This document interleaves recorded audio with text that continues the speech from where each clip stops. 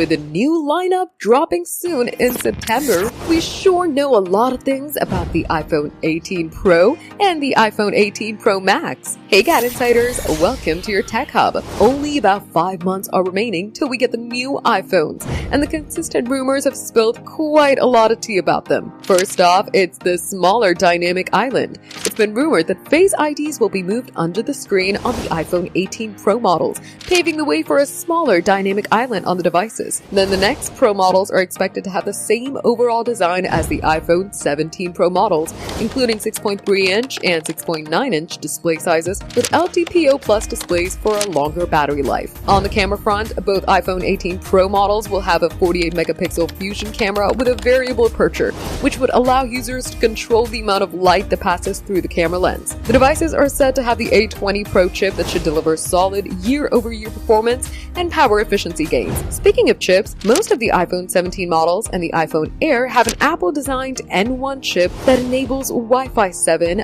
Bluetooth 6, and Thread. However, iPhone 18 Pro models are expected to have Apple's next-generation N2 chip, but it's not yet known what improvements would come with this upgrade. Then the iPhone 16e has C1 modem last year, which was followed by a C1X chip in the iPhone Air, and that was twice as fast as the C1. Now Apple's putting the C2 modem in the iPhone 18 Pro models. And just like orange last year, the special color for the iPhone 18 Pro models will reportedly be red. The devices come with a simplified camera control button with no swipe gestures, rear ceramic shield for MagSafe charging, web browsing via satellite. For more updates, subscribe to GadInsider, like and share the video, and don't forget to press the bell icon so you never miss any update.